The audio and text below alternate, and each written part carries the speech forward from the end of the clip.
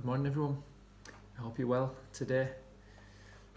Personally, for me, the last 4 weeks have been really different from the last 6 months.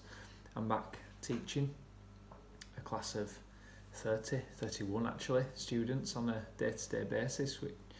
And then we've got the bubble system in place, which means that I'm spending break time, lunch time, feels like every second of my day with the students, which, as you can imagine, can be quite taxing at times.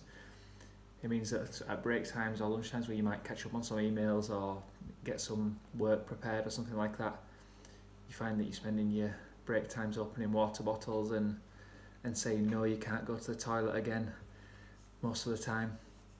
But in all seriousness, it has been really good being back at school and getting to know my new class that I've not taught before.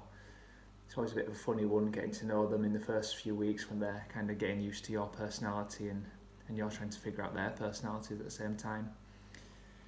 Being back at work, it feels probably to a lot of people, having had a good amount of time off, it feels busier than it's ever been before.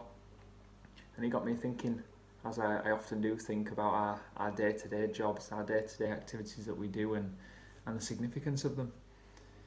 And it reminded me of when I was working at Kids Zone, aged, I must have been 16 or 17, I think I was 16. And we worked what felt like really long days. I think they were long days, to be fair.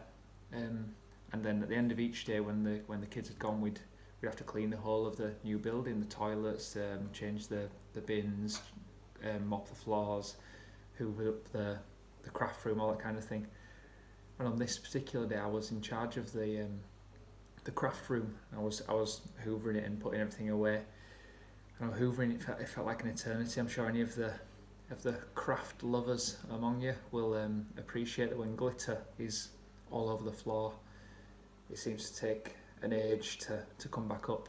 So I was hoovering it for quite a while, and I thought, it seems fine now. It's better than it was anyway.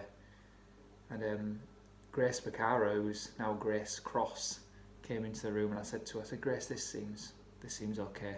And Grace, she's a couple of years older than I am, and she said in a really, as she always did and always still does, I'm sure, she said in such a wise and non-judgmental way, she said, Jonny, if Jesus were here, would you leave it? So I looked at her for a second and then plugged the hoover back in, and I carried on hoovering. And it's been something that's stuck with me ever since. I remember it really vividly, that conversation, and it made me think of a verse that I'm sure is coming to mind for yourselves as well.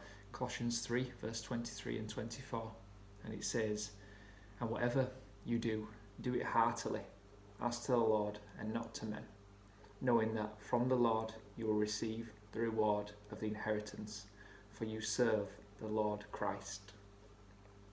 So in whatever job we're doing, wherever we find ourselves, we need to bear in mind all the time that our boss or our team leader or whatever it might be, it's more than just that, isn't it, for us?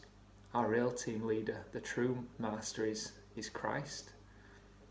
As Paul puts it, the master who is Christ.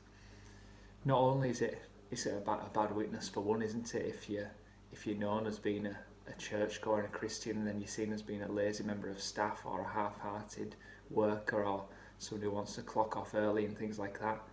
That's not only is a bad witness, but it's also missing the point that our reward is far more than a financial one. So today, in whatever you do it heartily, do it energetically, wholeheartedly, enthusiastically, and any other synonym that comes to mind, knowing that we're working every day and every moment for our Lord Jesus Christ. Have a great day, everyone. See you soon.